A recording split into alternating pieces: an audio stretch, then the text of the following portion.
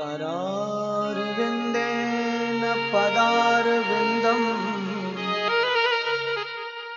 मुखारविन्दे विनिवेशयन्तम् वटस्य पत्रस्य पुटे शयानम् बालं मुकुन्दं मनसा स्मरामि।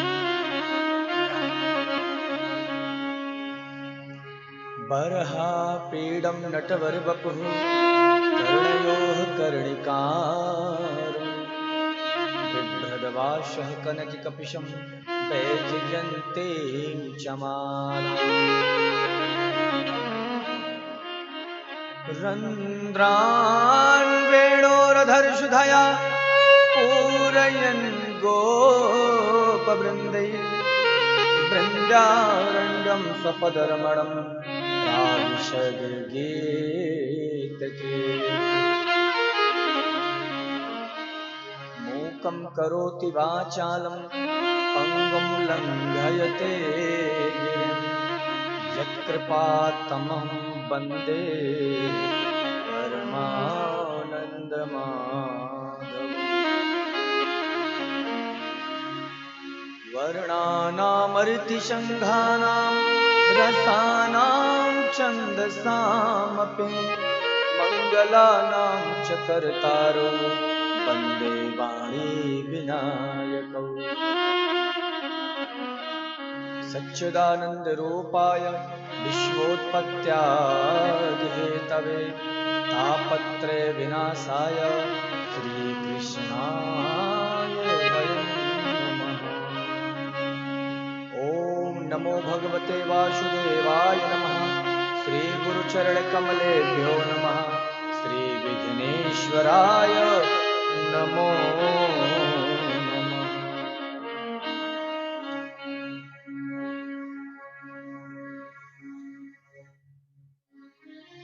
बोलिए भक्तवत्सल भगवान की हो। वृंदावन बिहारी लाल की जय हो।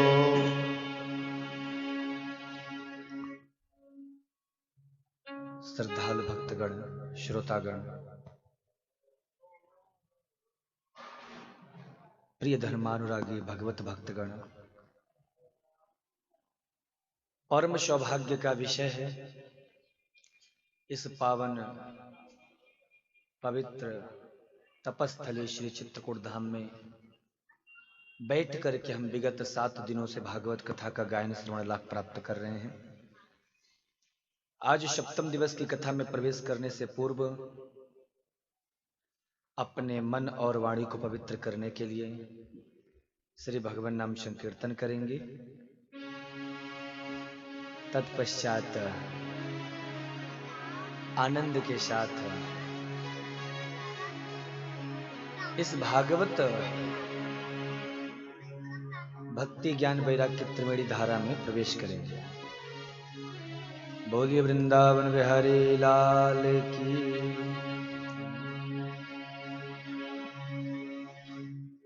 जय राधा माधव। बड़ा ही प्रसिद्ध यह संकीर्तन है। हम लोग इसी संकीर्तन के साथ आज की कथा में प्रवेश करेंगे। जय राधा माधव जय कुंज बिहारी जय गोपी जन वल्लभ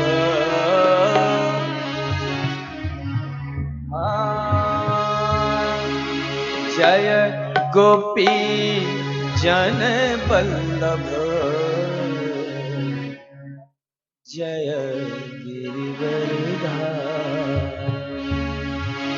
जय राधा माधव जय कुंज बिहारी जय राधा माधव जय कुंज बिहारी जय राधा माधव जय कुंज बिहारी जय राधा माधव जय कुंज गोपी जन वल्लभ, जय गोपी जन वल्लभ, जय गोपी जन वल्लभ, जय गोपी जन वल्लभ, जय गिरिवरधारी, जय राधा माधव, जय कुंज बिहारी, जय राधा माधव, जय कुंज बिहारी। ऐसे नहीं श्री राधे।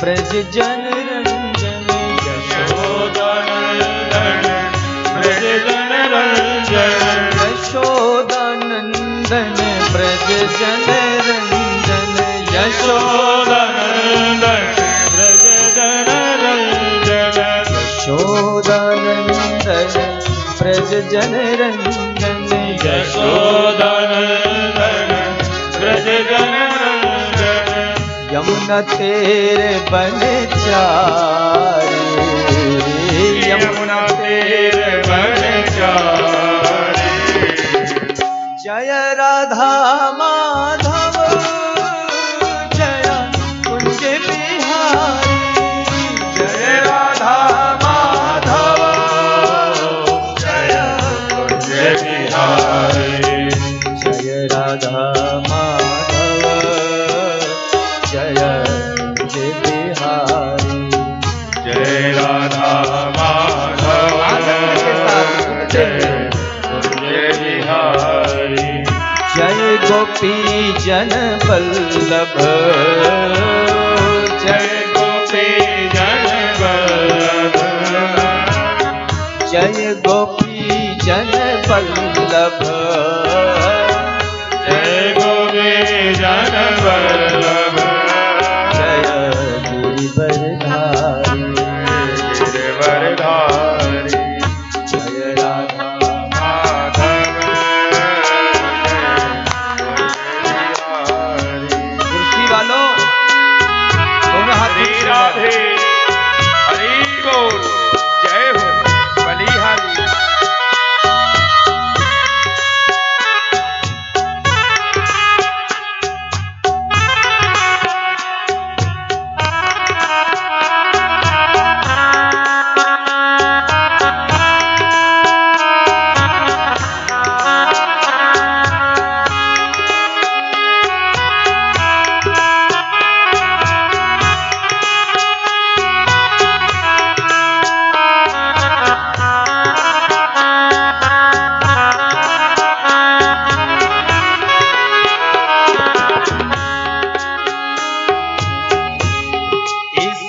जीवन के तुम जीवन हो,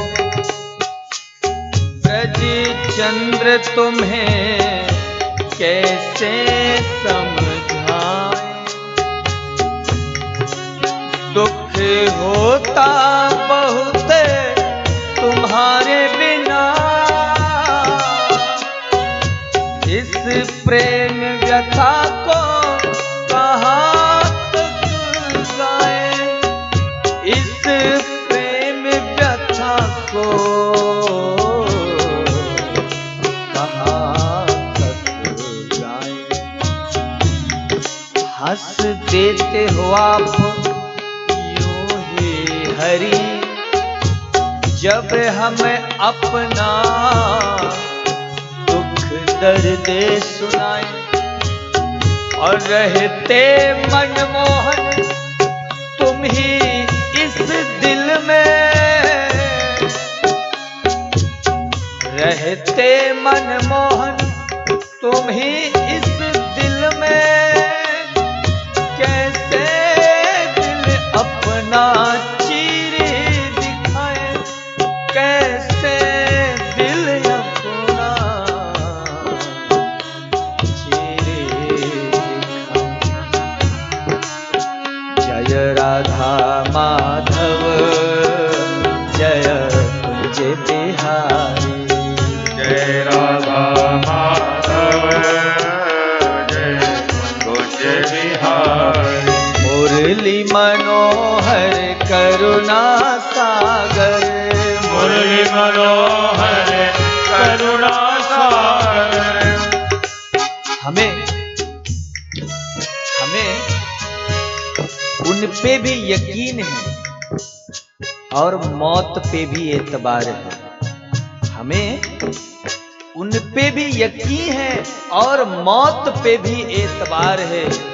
अब देखते हैं पहले कौन आता है, हमें तो दोनों का इंतजार है। इसलिए प्रेम से कहो, ओ मुरली मनोहर करुणा सागर, मुरली मनोहर करुणा सागर, मुरली मनोहर करुणा सागर, मुरली मनोहर करुणा सागर। जय गोवर्धन धारी, जय गोवर्धन धारी। कुर्सी वालों, आज भंडारा नहीं है, जरा दोनों हाथों को खोलो। भगवान ने दो दो हाथ दिए हैं, हाथ ऊपर करो सभी लोग और प्रेम से कहो, जय राधा माधव जय बिहारी, जय राधा माधव जय कुंज बिहारी, जय राधा माधव जय कुंज बिहारी, जय राधा माधव जय कुंज बिहारी, जय गोपी जन बल्लभ, जय गोपी जन वल्लभ, जय गोपी जन बल्लभ, जय गोपी जन वल्लभ, जय गिरिवरधारी, जय राधा माधव जय कुंज बिहारी, हरे रामा हरे रामा राम रामा हरे हरे, हरे रामा हरे रामा राम रामा हरे हरे, हरे रामा राम रामा हरे हरे, हरे रामा हरे रामा राम रामा हरे हरे, हरे रामा राम रामा हरे हरे, हरे रामा राम रामा हरे हरे, हरे रामा राम रामा हरे हरे, हरे रामा राम रामा हरे हरे, हरे कृष्णा हरे कृष्णा हरे हरे, हरे कृष्णा कृष्ण कृष्ण हरे हरे, कृष्णा हरे हरे, कृष्ण कृष्ण हरे हरे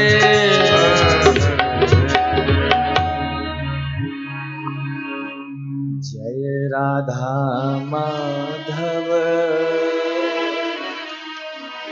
जय कुंज बिहारी, जय गोपी जन बल्लभ, जय गोपी जन बल्लभ, जय गिरिवरधारी।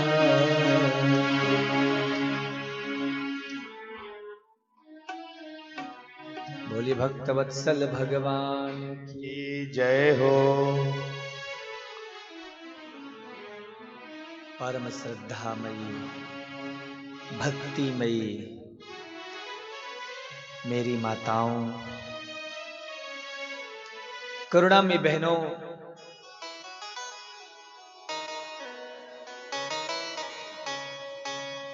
इस चित्रकूट धाम के दिव्य धरा में राम घाट पे बसे हमारे श्रीमान श्री पुरुषोत्तम अग्रवाल जी के आंगन में पधारे हुए सभी संतों का, भक्तों का, विद्वानों का यह भागवत पीठ अभिनंदन करती है, स्वागत करती है।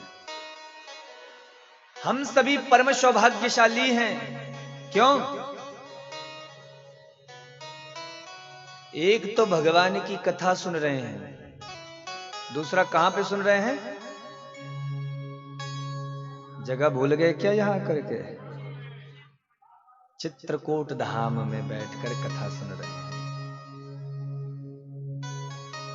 ना जाने किस गली से हमारे राम जी नंगे पांव चले होंगे। यहां की जो रज है महाराज, वो भी साधारण नहीं है। और इस रज में बैठ करके हमें भगवान की कथा का गायन, श्रवण, लाभ प्राप्त करने का अवसर मिल रहा है। क्या ये साधारण बात है? इसलिए अपने भाग्य की सराहना करो। हम लोग महाराज, हमें एक बहुत अच्छी विशेषता है, अपने दुख को तो हम बड़ा जल्दी बताने लग जाते दूसरों की सिंपत्ति लेने की खातिर, पर जरा अपने भाग्य की भी तो सराहना करो। कितने बड़े भाग्यशाली हैं हम महाराज, जो हमें भगवान की ऐसी सुंदर कथा का श्रवण लाभ फ्री में, कोई पैसा रुपया तो नहीं लग रहा है किसी का, बोलो, फ्री में मिल रहा है। कल आप सबने कथा सुनी, हमारे ठाकुर जी का विवाह हुआ। किनका विवाह हुआ? तो जोर से बोलो। खाना वाना ठीक से खाओ ना, कि एकादशी है? तो जोर से बोलो, आवाज निकालो, बोलो जय श्री कृष्णा। भागवत कथा के अनुसार श्री व्यास जी महाराज लिखते हैं, भगवान का जब विवाह हुआ तो प्रथम पुत्र हुआ। कामस्तु वासुदेवांशो दग्धः प्रागरुद्रमन्युना देहोपपत्तये भूय तमेव प्रत्यपद्यता। प्रथम पुत्र हुए कामदेव के अंशावतार श्री प्रद्युम्न जी। मात्र 7 दिन के थे कि संबरासुर नाम के राक्षस ने सूतिका गृह से हरण कर लिया। एक बात बोलूं आपसे, बोलूं? कहते हैं दुनिया में जो व्यक्ति जितनी ज्यादा तरक्की करता है ना, उसके उतनी ज्यादा शत्रु होते हैं। जो जितना ऊपर को उठेगा, उसके उतने ही ज्यादा शत्रु भी बढ़ते हैं। और कई बार महाराज शत्रु बिना कारण के बन जाते हैं।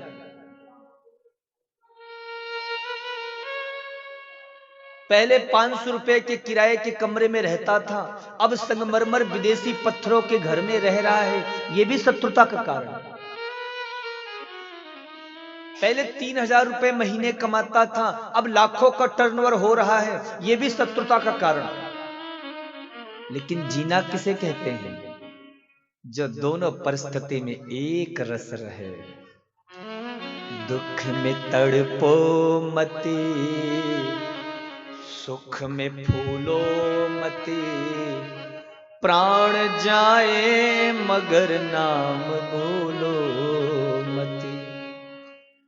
ऐसा विश्वास मन में जगाते चलो, कृष्ण गोविंद गोपाल गाते चलो, कृष्ण गोविंद गोपाल गाते चलो। एक रस रहो, ऐसा नहीं कि दुख में हाय हाय और सुख में भूल जाओ। महाराज, वास्तविकता में सत्य कहूं तो दुख ही मनुष्य की वास्तविक संपत्ति है। मैं हमेशा सुख और दुख के विषय में बहुत ज्यादा बोलता हूं। क्यों? क्योंकि मुझे ऐसा लगता है कि मनुष्य सुखी होने के चक्कर में दुखी हो जाता है, पर वास्तविकता में दुखों से अगर चोट खाई न होती, तुम्हारी प्रभु याद आई न होती। बोलो, दुखों से अगर चोट खाई न होती, तुम्हारी प्रभु याद आई न होती। जगाते न यदि तुम, जगाते न यदि तुम निज ज्ञान द्वारा, कभी हमसे कोई भलाई न होती। दुखों से अगर चोट खाई न होती। दुख आता है तो दुख भी जाता है, सुख आता है तो सुख भी जाता है। पर सेठ जी सुनिएगा, दुख जाएगा तो सुख देकर जाएगा, और सुख जब जाता है तो दुख देके जाता है।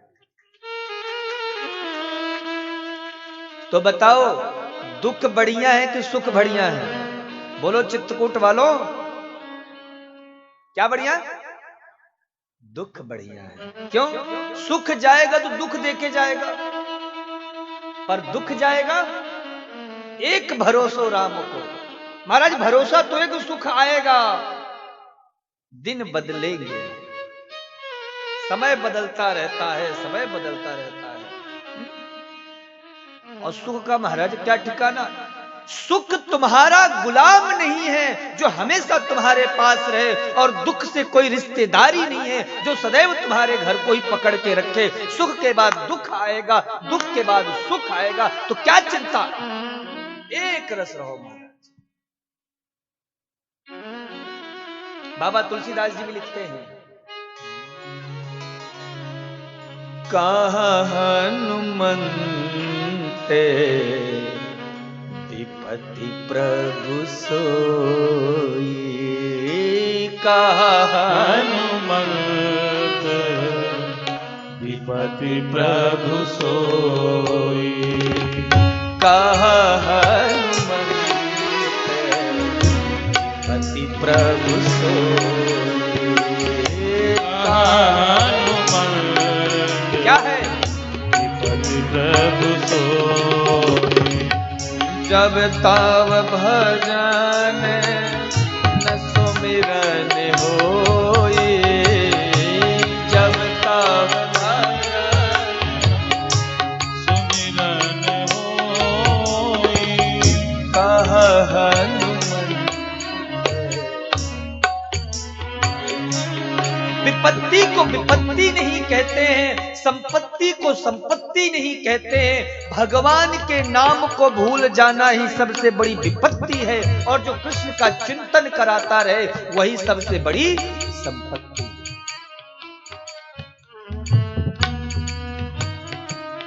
इसलिए नाम रस को गाना चाहिए। सुख में है व्यसन प्रमाद भरे, सुख में है व्यसन प्रमाद भरे, दुख में पुरुषार्थ झलकता है। महाराज, सुख में जीव आलसी हो जाता है। अरे भैया, बाहर का मौसम ठीक नहीं है, क्या जाए कथा सुनने, बढ़िया गरम गरम रजाई के भीतर पड़े हैं, टीवी देख रहे, तारक मेहता का उल्टा चश्मा आ रहा है, क्या जाए कथा सुनने। और दुख में जीव, दुख की ज्वाला में तप करही दुख की ज्वाला में तप कर कुंदने सा तेज चमकता है।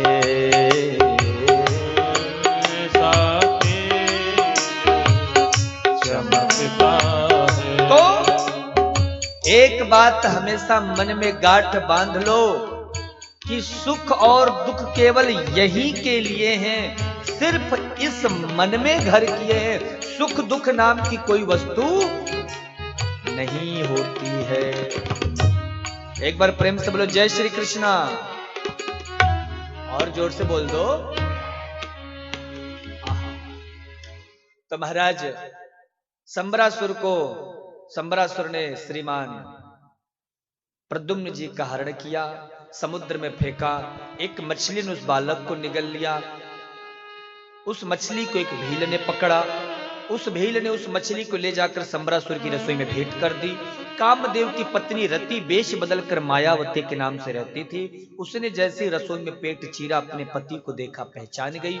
प्रद्युम्न जी बड़े हुए, संबरासुर का वध किए और वापस द्वारिका में उपस्थित हो जाते हैं। जब द्वारिका में वापस प्रद्युम्न जी आए, तब तक में महाराज प्रद्युम्न भगवान के 16,108 विवाह हो जाते हैं। भगवान का दूसरा विवाह भालू की पुत्री जाम्बवती से हुआ। तीसरा विवाह सत्यभामा से हुआ। वैसे अगर देखा जाए महाराज ना, तो विवाह 8 प्रकार के माने गए हैं हमारे शास्त्रों के अनुसार। पर इन सभी विवाहों में अगर किसी का देखा जाए तो जो विधिवत विवाह हुआ है, बहुत सारे विवाह के प्रकार होते हैं, 8 प्रकार के विवाह बताए गए हैं। पर यदि संपूर्ण माता पिता की इच्छा से, जिसे संपूर्ण रूप से हमारे वैदिक परंपरा में जिसे देव विवाह की संज्ञा दी गई है, वह विवाह महाराज अगर देखा जाए तो जाम्बवती का हुआ है, जो जाम्बवंत जी की पुत्री है, नंदिनी। तो चौथा विवाह कालिंदी यमुना से हुआ। अहम देवस्य शबितुर्दुहितां पतिमक्षते विष्णुं वरेण्यं वरदः तपः परममास्थिता। पांचवा विवाह मृतवृंदा से, छठा विवाह नग्नजिति सत्या से, सातवां विवाह लक्ष्मणा से और आठवां विवाह भद्रा से। एक भौमासुर नाम का राक्षस था, उसने 16,100 कन्याओं का हरण किया। सोचा 18,000 हो जाएंगे तब सबसे एक साथ विवाह करूंगा। प्रभु पधारे और भौमासुर का भी उद्धार कर दिया।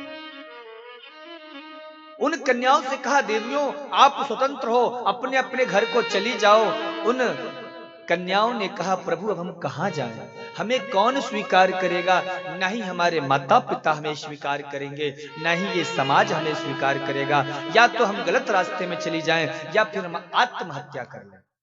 तब भगवान ने एक मुहूर्त में 16,100 कन्याओं का पाणी ग्रहण किया। इस तरह से भगवान की कुल मिलाकर के 16,108 विवाह हुए।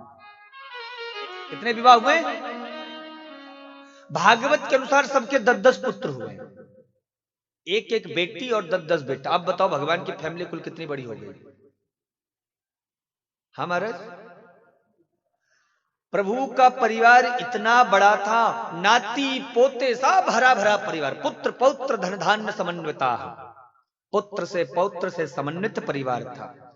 लेकिन आपने कहीं ऐसा देखा है?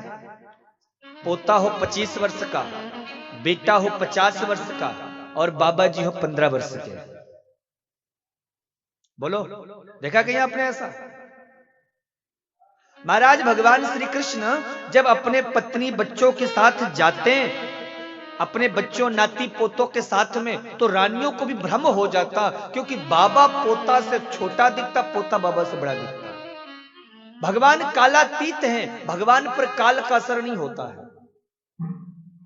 राम जी 13,000 वर्ष तक रहे पृथ्वी में, पर कभी 16 साल के ऊपर 15 साल के ऊपर गए ही नहीं, क्योंकि भगवान पर काल का प्रभाव ही नहीं पड़ता है। इसी का फायदा उठाया पौंड्रक नरेश ने। उसने पूछा मंत्रियों से, मंत्री जी हमने सुना है कृष्ण को दुनिया वासुदेव मानती है, कभी कभी 4-4 हाथ हो जाते हैं उसके, उंगली में चक्र नाचने लग जाता है। बोले हाँ महाराज हमने भी सुना है। तो उसने क्या किया, 2 डुप्लीकेट नकली लकड़ी के हाथ लगवा लिए, एक पीतल का चक्र बनवा लिया। वो नहीं आजकल नवरात्रि में बनता है चक्र, मोटर लगा देते हैं, बटन दबाओ सो, वो दुर्गा मैया में देखते होंगे नवरात्रि में, सो महाराज बटन दबाता सो उंगली में चक्र नाचने लग जाता। तो अब वो खुदे भगवान बन के बैठ गया, सारी प्रजा उसकी आरती उतारने लग गई। महाराज आरती बनाने में कितना लोगों को टाइम लगता, आरती बन गई एक नई। ओम जय पौंड्रक वासुदेवा, स्वामी जय पौंड्रक वासुदेवा, भक्त जनन के प्रभु जी प्राणन के देवा। ओम जय पौंड्रक। आजकल भगवान बनने में कितना टाइम लगता है लोगों को, तो महाराज शौक है कि बस एक बार कुछ ऐसा हो जाए हमारी जिंदगी में कि दुनिया वाले हमें भगवान ही माने। अब आजकल तो महाराज हर साल ही कोई ना कोई नया देवी देवता सुनने में आ जाता है। बोलो जय श्री कृष्णा। पौंड्रक नरेश ने चिट्ठी लिखी, ए द्वारिकाधीश, ये अपने नाम क्या कि जो वासुदेव लगा तुम इसे हटाओ, तुम नकली हो, हम असली हैं। ठाकुर जी ने चिट्ठी पढ़ी तो प्रभु को हंसी आ गई। उद्धव जी ने पूछा प्रभु पत्र में क्या लिखा है? बोले नहीं कुछ खास नहीं है, मार्केट में एक नए भगवान जी आ गए हैं, चलो दर्शन कराते हैं। प्रभु पधारे और उसका भी उद्धार कर दिया। भगवान ने सायुज्य मुक्ति दी। महाराज प्रभु ने राजसूय यज्ञ करवाया युधिष्ठिर पांडवों के हाथों से, क्योंकि पांडवों को कौरवों ने इंद्रप्रस्थ का राज्य दिया। एक बात बोलूं आपसे, बोलूं? कहते हैं जो बड़े बड़े यज्ञ होते हैं ना, जैसे भागवत ज्ञान यज्ञ, ये भी एक यज्ञ है। ऐसे बड़े बड़े यज्ञों में सबका सहयोग होना चाहिए। भागवत ज्ञान यज्ञ है, अनेकानेक प्रकार के यज्ञ होते हैं, इन बड़े बड़े यज्ञों में सबको सहयोग करना चाहिए। ऐसे बड़े बड़े यज्ञ सबके सहयोग से ही सफल होते हैं। यज्ञ में सबसे मुख्य कार्य होता है दान भंडार का कार्य। प्रभु ने दान भंडार का मालिक बनवाया दुर्योधन और कर्ण को। सोचा दुर्योधन और कर्ण पांडवों से चिढ़ते हैं तो ज्यादा से ज्यादा दान करेंगे, सोचेंगे पांडवों का सब लुट जाए उतना ही अच्छा है। यज्ञ में दूसरा मुख्य कार्य होता है भोजन भंडार। बोलो जय श्री कृष्णा। यज्ञ में सबसे मुख्य कार्य होता है भोजन भंडार। क्या होता है? भोजन भंडार। भोजन भंडार का मालिक हमारे कन्हैया ने बनाया भीमसेन को। सोचा जो ज्यादा खाता है वो दूसरे को ज्यादा खिला भी सकता है। भोजन परोसना भी एक कला है महाराज। अब कोई 1.5 फुलका खाने वाला एक पूरी तो बड़े प्रेम से दिया, दूसरे में कहा दूं, तो भोजन करने में आनंद नहीं आता है। तो भोजन परोसना भी एक कला है। भोजन परोसने का काम हमारे सरकार ने दिया द्रौपदी को। आपको पता है द्रौपदी कहां की है? कहां की है? पांचाल नरेश की पुत्री है, पंजाब की है। कहां की है? पंजाब की है। और ये जो पंजाबी लोग होते हैं ना महाराज, ये खाने पीने के कुछ ज्यादा ही शौकीन होते हैं। हमारे दादाजी तो कहा करते, बोले बेटा 1 महीने के लिए पंजाब चले जाओ, पूरी शक्ल बदल जाएगी। बड़े महाराज खाने पीने के शौकीन। मैं तो कई बार कथाएं की है पंजाब में, बहुत कथाएं हुई पंजाब तरफ। पंजाबियों की बात मुझे बहुत अच्छी लगती है। मुझे पंजाबियों में महाराज जब मैं जाता हूं ना, वहां पे गुरु के प्रति बड़ी श्रद्धा होती है। आप उनके गुरुद्वारे जाइए, महाराज वो गुरु को ही परमेश्वर समझते हैं। गुरु की बात पत्थर की लकीर, इतनी गुरु के प्रति श्रद्धा रहती है। और मुझे देखो, मुझे जो बात जहां से अच्छी लगती है मैं ले लेता हूं। आप पंजाबियों के बीच में जाओ ना गुरुद्वारे कभी, तो उनकी एक बात मुझे और बहुत अच्छी लगती है। उनके यहां लंगर की प्रथा चलती है। कौन सी प्रथा? लंगर की। महाराज कोई भी आवे, चाहे कितना छोटा गुरुद्वारा हो चाहे बड़ा हो, कोई भी आएगा तो गुरुद्वारे से भूखा नहीं जाएगा। तीसरी बात, भेदभाव नहीं होता है उसमें। भैया ये बड़ा आदमी है, पैसे वाला है, इसके लिए खीर पूड़ी, ये गरीब है इसके लिए सब्जी पूड़ी, ऐसा कुछ नहीं। जो महाराज धनिक व्यक्ति खा रहा है, अगर वो दाल रोटी खा रहा है तो गरीब भी दाल रोटी खा रहा है, वो खीर पूड़ी खा रहा है तो वह भी खीर पूड़ी खा रहा है, एक बराबर। यहां तक कि महाराज आप बड़े बड़े उद्योगपतियों को, व्यापारियों को पंजाबियों में जाकर देखेंगे ना, तो गुरुद्वारे के बाहर जहां जूता चप्पल है ना महाराज, वहां पे जूता चप्पल इकट्ठा करके रखते हैं। अपने इधर भेदभाव अहम बहुत है। थोड़ा सा 2-4 पैसा आ गया, फूल के बादल देखा है महाराज, ऐसा है ये लो, इतना अहंकार भरा हुआ है। अरे तुम चींटी जितने हो महाराज, इस संसार में जब भगवान ने बनाया तो चींटी जितना है ये मनुष्य, और बात कर रहा है बड़ी बड़ी। शास्त्र कहता है सबिट बरा होश ठिकरे संस्तुता पुरुषा पशु। मनुष्य आजकल के कैसे हो गए हैं, मुझे तनिक भी संकोच नहीं हो रहा है कहते हुए कि आजकल मनुष्य का जीवन पशु तुल्य हो गया है। ऐसा हो गया है, पशु तुल्य। 4 प्रशंसक हैं। पहला प्रशंसक श्वान, कुत्ता। कौन? डर रहे हो क्या? तो जोर से बोलो, कुत्ता। एक कुत्ता महाराज गया तीर्थराज प्रयाग गंगा स्नान करने, सोचा महाकुंभ का समय चल रहा है, चलो स्नान करके आते हैं। बड़े बढ़िया से स्नान ध्यान करके हर हर गंगे करते हुए आया वापस। उसके कुछ संगी सखाओं ने पूछा, क्यों भाई कैसी रही गंगा स्नान, कैसा रहा प्रयागराज की यात्रा? उस कुत्ते ने जवाब दिया, भाई साहब यात्रा बहुत अच्छे से हुआ, स्नान भी बहुत अच्छे से हुआ, पर एक बात मेरे समझ में नहीं आई। क्या? बोले जिस गली से मैं निकलता था मेरी ही बिरादरी वाले मुझ पे भौंकने लग जाते थे। ऐसे महाराज हम भी छोटी छोटी बातों पे एक दूसरे का गला काटने के लिए बैठे रहते। ऐसे लोगों को देखकर कुत्ता बड़ा खुश होता है, भाई सकल सूरत भली ना मिल रही हो पर स्वभाव हमसे जरूर मिलता, जैसे हम दिन भर चिल्लाते रहते हैं कुत्तों की तरह, ऐसे। दूसरा प्रशंसक बराह, सूकर, जो भी मिले जैसा भी मिले हड़प लो। ना जाने कितना बड़ा पेट हो गया है कि दरिद्रता समाप्त होती नहीं है, तृष्णा समाप्त होती ही नहीं है। पहले दूषित धन को लेने से लोग डरते थे, भैया पाप की कमाई है, हमें नहीं चाहिए, किसी को दे तो हमारा परिवार बिगड़ जाएगा, वंश बिगड़ जाएगा। लेकिन आजकल कुछ लोगों का दिन रात का यही काम है। तीसरा प्रशंसक सबिट बरा होश, ऊंट। थोड़ा धन हो गया, मान सम्मान मिल गया, यश प्रतिष्ठा मिल गई तो सिर तान के चल देते, जैसे ऊंट नहीं चल देता, ऐसे हम इतने बड़े आदमी बाबा को प्रणाम करेंगे। महाराज संतों को, गुरुजनों को, विप्रों को प्रणाम करने में भी शर्म महसूस होने लग जाती है। ऐसे लोगों को देखकर ऊंट बड़ा खुश होता, भाई चाहे जैसे भी, लेकिन चाल बिल्कुल हमारे जैसे, जैसे हम सिर तान के चले आते हैं ऐसे देखो ये भी चला आ रहा है। चौथा प्रशंसक खरई, गधा।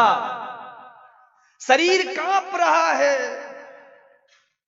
चला नहीं जा रहा।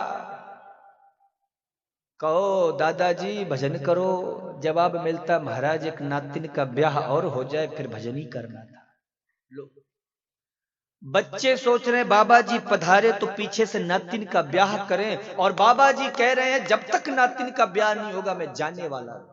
अभी भी बोझा ढो रहे हैं। जब तक शरीर में बल होता है, शक्ति होती है, खूब बादाम का हलवा खिलाए जाते हैं। महाराज पिताजी सेवा का अवसर दीजिएगा, हम यदि 5 भैया हैं हमें भी अवसर मिले सेवा का। जहां शरीर से बल गया, शक्ति गई, धन गया, जवाब मिलता है पिताजी जब हम 5 भैया हैं तो हम ही क्यों, जाइए उस भाई के घर में, जाइए किसी तीर्थ व्रत में तीर्थ व्रत करिए। तो ऐसे ऐसे दृश्य देखने को मिलते हैं। तो सच सच बताना मेरी माताओं, क्या मनुष्य पशु तुल्य नहीं हो गया है? बोलो। इसलिए श्री व्यास जी महाराज कहते हैं निष्ठा समर्पण होना चाहिए। महाराज आप जाओगे ना, मुझे आज भी एक घटना याद है। मैं एक बार उड़ीसा में कथा कर रहा था, तो वहां पे जो ड्राइवर थे वो सरदार जी थे, तो वो मुझे डेली कथा में छोड़ने के लिए आते थे और जब लेके जाते थे तो वही लेके जाते थे, पर कथा में मुझे कहीं नहीं दिखते थे। एक दिन मैंने उनसे पूछा कि सरदार जी आप कथा में कहाँ रहते हो? वो कहते महाराज जो बाहर लोग जूता चप्पल उतार के जाते हैं ना, मैं उन्हीं को सेट करता रहता हूँ, किसी का चप्पल ना खो जाए, किसी का जूता ना खो जाए। क्या सुंदर भक्ति है महाराज। भगवान का भक्त वही है जो महाराज पूर्ण रूप से समर्पण की भाव में हो, जिसके भीतर से मेरा और तेरा का भाव समाप्त हो जाए।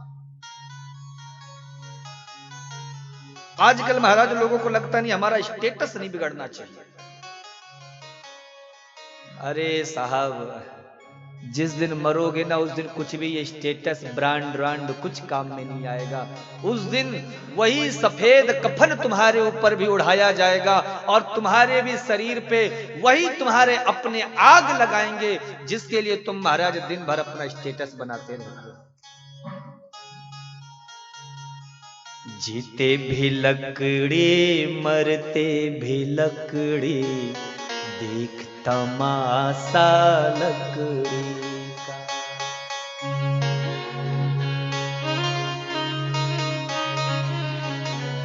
देख तमाशा लकड़ी का, जीते भी लकड़ी मरते भी लकड़ी, देख तमाशा लकड़ी का। जीते भी लकड़ी मरते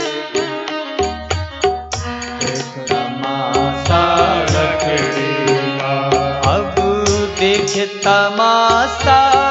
लकड़ी का, देख तमाशा लकड़ी का।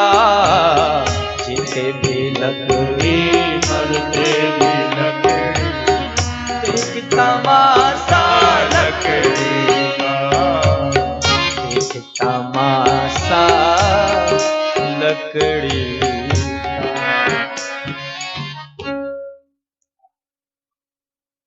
महाराज यज्ञ हुआ, भगवान ने सोचा सब कोई ना कोई कार्य कर रहे हैं, हमारा भी कुछ फर्ज बनता है। तो हमारे ठाकुर जी ने क्या सेवा ली? कृष्ण पादा बने जने। आगंतुकों के अतिथियों के पाद प्रक्षालन का कार्य हमारे सरकार ने लिया। बड़े प्रेम से आदर पूर्वक अंदर बिठाते हैं, अपने महाराज हाथों से पाद प्रक्षालन करते हैं, पीतांबरी से पोंछते और सम्मान पूर्वक स्थान देते हैं। उसी यज्ञ में ही महाराज दुर्योधन को जल में थल, थल में जल, दीवाल में दरवाजा, दरवाजे में दीवाल दिखा, सो द्रौपदी के मुंह से निकल गया अंधे का अंधा होगा। बस इतनी सी बात पर महाभारत हो गई। ये महाभारत क्या है? बिना किसी विशेष कारण के आपस के दो परिवारों का युद्ध ही महाभारत। भगवान ने स्पष्ट कर दिया, एक तरफ मैं रहूंगा, एक तरफ मेरी चतुरंगड़ी सेना, मैं युद्ध में कोई अस्त्र शस्त्र नहीं उठाऊंगा। फिर क्या था महाराज? सभी पांडवों ने कृष्ण चरण शरण रूपी नौका का आश्रय लेकर के उस विशाल सेना का लंघन कर जाते हैं। अब हमारे ठाकुर जी बैठे हुए हैं द्वारिका में। अचानक सुखदेव जी को एक कथा याद आ गई। अभी तक कथाएं सुना रहे थे, अब कथा याद आई है। और जब सुखदेव जी को कथा याद आई तो सुखदेव जी बोलना चाहते हैं, लेकिन बोलने से पहले उनका कंठ अवरुद्ध हो गया। क्या कहते हैं जरा ध्यान से सुनना। कृष्ण शासित सखा कश्चित। राजा ने कथा याद आ गई है, कौन सी? बोले कृष्ण के सखा थे। कृष्ण शासित सखा कश्चित, ब्राह्मणो ब्रह्मवित्तमः, विरक्त इंद्रियार्थेषु, प्रशांतात्मा जितेन्द्रियः। जितनी प्रशंसा भागवत में श्री सुखदेव जी महाराज ने सुदामा जी की करी है, किसी की नहीं करी। पूरी भागवत आप खोल के पढ़ डालो, सुदामा जी का नाम ही कहीं सुखदेव जी उच्चारण नहीं करते हैं। भाव विह्वल हो गया है। कृष्ण शासित सखा कश्चित। ठाकुर जी के कोई ऐसे भी सखा है? बोले हाँ एक सखा है। कौन है? ब्राह्मण। ब्राह्मण है, पर बोले शरीर से तो बहुत सारे ब्राह्मण हो जाते हैं, तो खाली वो ब्राह्मण नहीं है, ब्रह्मवित्तमः। ब्राह्मणों में भी उत्तम से उत्तम है, रुरुत्तमः विवित्तमः। फिर विरक्त इंद्रियार्थेषु, उनकी इंद्रियों से विरक्ति है। प्रशांतात्मा। बताओ सुखदेव जी ने क्या कहा? प्रशांतात्मा, अशांत मन वाले नहीं। भगवान को शांताकारम भुजग शयनम कहा गया है। प्रभु शांताकार है, परंतु सुखदेव जी ने सुदामा जी को शांतम भी नहीं कहा। क्या बोला? प्रशांत। मतलब जो शांति की प्रकष्ठता है, परिकाष्ठा है, प्रथम है, वो हमारे सुदामा। जिनको भगवान को भी कभी कभी क्रोध आ जाता है, पर सुदामा जी को तो कभी क्रोध आता ही नहीं है। प्रशांतात्मा। फिर जितेंद्रिय। जितेंद्रिय है अर्थात हम जब भूख लगती है तब भोजन करते हैं, प्यास लगती है तब पानी पीते हैं, पर सुदामा जी के साथ उल्टा है। सुदामा जी जब चाहते हैं तब भूख लगती है, जब चाहते हैं तब प्यास लगती है। जितेंद्रिय। कितनी प्रशंसा की महाराज। पर एक बात है, सुदामा जी के जीवन में गरीबी बहुत है महाराज। इतनी ज्यादा गरीबी है, परंतु सुदामा जी प्रसन्न रहते हैं। कभी वो शिकायत नहीं करते हैं कि सरकार मेरे साथ ऐसा क्यों। आजकल महाराज हमें जरा सा कष्ट हो जाए तो महाराज भगवान के सामने चिट्ठा खोल के बैठ जाते हैं, प्रभु आपने किया ही क्या हमारे साथ। सारा दोषारोपण भगवान पे मढ़ देते हैं। महाराज कितनी बड़ी कृपा है सरकार ने हमको दी है,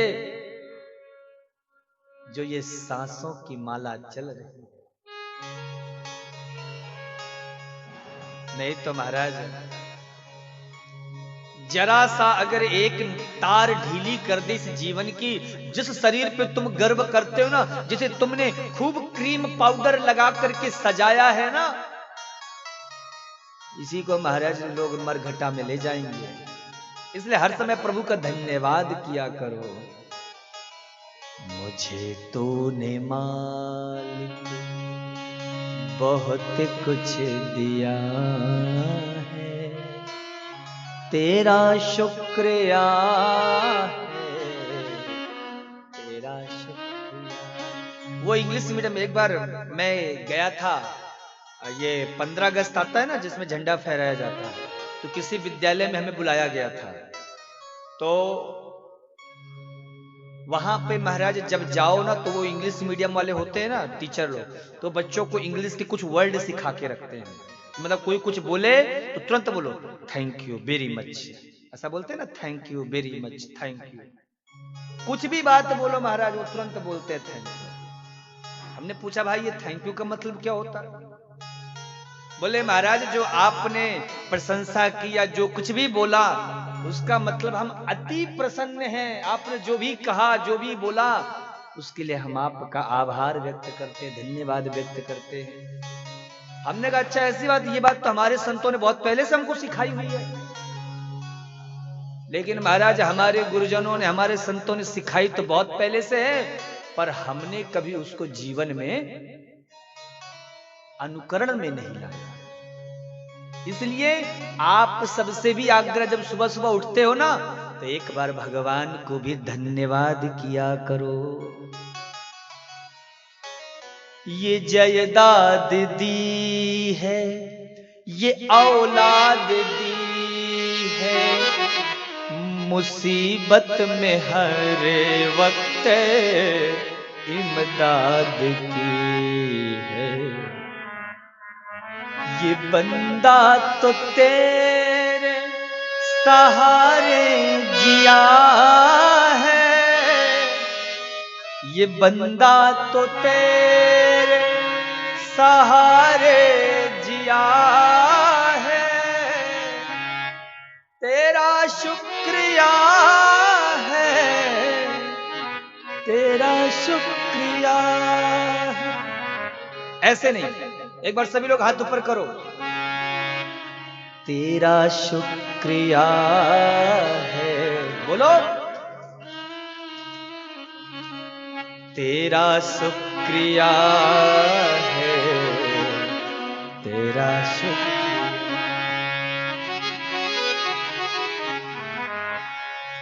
तेरे करम से मैं बंदा हूँ मालिक, तेरे ही रहम से मैं जिंदा हूँ मालिक। तुम्ही ने तुझी ने ये सब कुछ दिया है, तेरा शुक्रिया है, तेरा। एक बार एक व्यक्ति की महाराज किडनी खराब हो गई। वो डॉक्टर के पास गया, डॉक्टर साहब किडनी खराब हो गई है। बोले नहीं लग जाएगी। कितना लगेगा? बोले 2 लाख। दूसरे दिन गया, डॉक्टर साहब मेरी एक आंख खराब हो गई, ये भी बदल जाएगी, 1 लाख लगेगा। डॉक्टर साहब मेरा लीवर खराब हो गया है, ये भी बदल जाएगा, 4 लाख। डॉक्टर साहब घुटने में बड़ी प्रॉब्लम होती है, नए घुटने लग जाएंगे, 4 लाख। डॉक्टर साहब मेरा हार्ट फेल हो रहा है, नया हार्ट लग जाएगा, नया दिल लग जाएगा, 5 लाख। एक दिन बैठ करके जोड़ना शुरू किया। सेठ जी कितने का हुआ? हिसाब नहीं। अग्रवाल लोग तो हिसाब किताब में बड़े पक्के होते हैं। पूरे शरीर के जब एक एक महाराज अंगों को जोड़ा तो महाराज इस शरीर की कीमत करोड़ों में निकली। कितनी? जोर से बोलो। और आपने कितना पैसा दिया इस शरीर को पाने के लिए? ईमानदारी से बताना, कितना? बुआ जी कुछ विशेष घूस वूस कुछ दे करके? फ्री? बताओ, फ्री में मिल गया। और उसके बाद भी हम भगवान से शिकायत करते, भगवान ने हमें क्या दिया? अरे डूब मरो जो अब भी भगवान से शिकायत करते हैं महाराज। कितनी कृपा है, कृपा ही है। इसलिए भगवान की कृपा का अनुभव करो। सुदामा जी महाराज जितेंद्रिय, उन्हें कोई चीज से चिंता नहीं रहती थी, प्रशांत आत्मा, प्रसन्न रहते। जो भी सत्संग में भजन में मिल जाता उसी से अपना घर परिवार चलाते। लेकिन सुदामा जी के जीवन में बड़ी गरीबी है महाराज जी।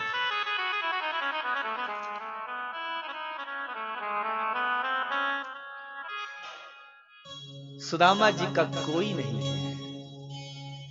गरीबी महाराज, एक बार सब कुछ मिले पर गरीबी ना मिले, गरीबी बड़ी दुखदाई होती है। इसीलिए मैं कहा करता हूं अपनी कथा में, अगर तुम्हारे पास भगवान ने 2 पैसा दिया है तो उन गरीबों को भी भोजन अवश्य कराओ।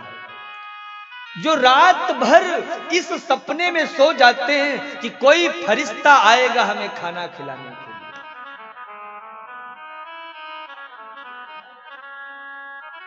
जो स्वयं महाराज भोजन करते हो, मेरा ऐसा मानना है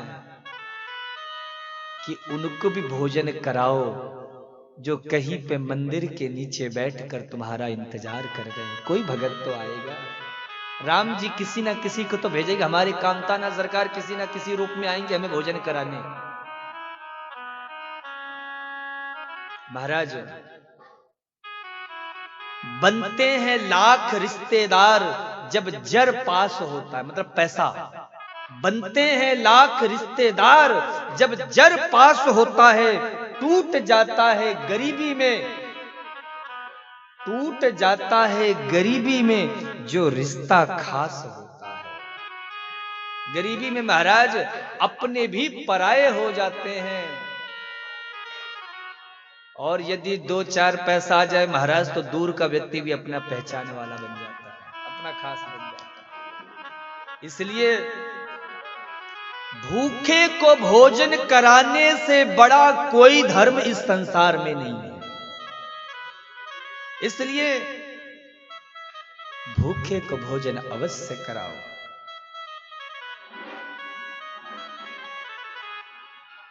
महाराज मुझे याद है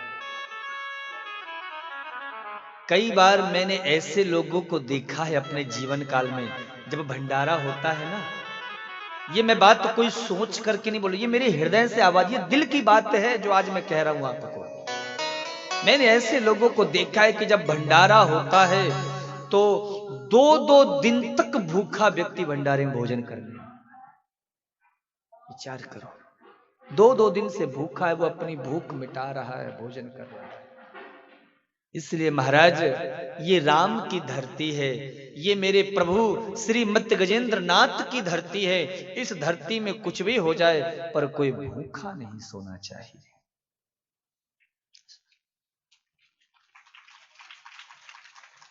महाराज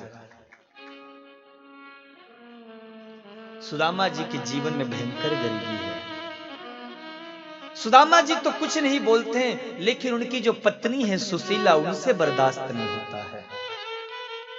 महाराज खुद की बात होती तो एक बार सह भी लेती, पर 4-4 बेटा हैं, उनको भूखा कैसे देखे। 2 दिन हो गए हैं, उन छोटे छोटे बच्चों के पेट में एक निवाला नहीं गया। सुदामा जी के पास जाकर सुशीला कहती है, सुनिए स्वामी, बच्चे भूखे हैं, कुछ खाने को दे दो, कुछ है। सुदामा जी ने कहा, सुनो, बच्चों से बोल दो कल एकादशी, बच्चों को बोल दो कल एकादशी है, आज से ही एकादशी का व्रत करना शुरू कर दे। कुछ भी हो महाराज, लेकिन मां तो मां होती है। मां का जो बच्चे के प्रति प्रेम होता है वो निस्वार्थ होता है। कोई कहा करता है पत्नी हमेशा पूछती है पॉकेट में कितना पैसा है। पत्नी पॉकेट का पैसा देखती है, पर मां पेट देखती है, बेटे ने खाना खाया या नहीं खाया। मां से बड़ा कौन है इस संसार में महाराज। वो किस्मत वाले हैं जिनके मां है, क्योंकि भगवान ने धरती में अपने ही प्रतिबिंब को तुम्हारे पास भेजा है। मैं महाराज किसी की बात, मैं अपनी भी मां की यदि बात करूं, मैं कहां कहां कथाएं करता रहता हूं, जहां तहां मां का अगर फोन आता है ना, मां कभी नहीं पूछती है कहां कथा कर रहे हो, कितने लोग हैं, कैसे कथा हो रही है, कैसे चल रही है। मां एक ही बात पूछती है, खाना तो खा लिया ना, खाना खा चुका। एक ही बात उनका प्रश्न होता है। वो सुबह भी फोन करे, कुछ खाया, क्या खाया, आज क्या खाया, यही प्रश्न होता है।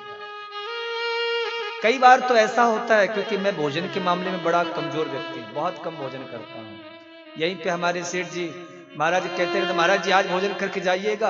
आधे घंटे इंतजार किया, देखा ठंडी बढ़ रही, चुपचाप खिसक लेते। अब बगली में घर, ये कहीं और होते तो पकड़ के रखते, निकल जाते। वहां मां पूछे कुछ खाए, मैंने कहा हाँ बढ़िया खा करके आ गए। भोजन के मामले में बड़े कमजोर हैं। कई बार हम महाराज कहीं कथा भी फोन से भी अगर बताते हैं ना, ये मेरे जीवन की सच्ची घटना है, ये सत्य बात बता रहा हूं। पूछा क्या क्या खाया, मैं बताना शुरू कर देता हूं, ये खाया, फलाना खाया, ढिकाना खाया, ये बना था, वो बना था। मां बोली तू झूठ बोल रहा है, तुरंत पहचान जाती है। ये मैं अपनी ही मां की नहीं, कोई भी मां हो, किसी की भी मां हो,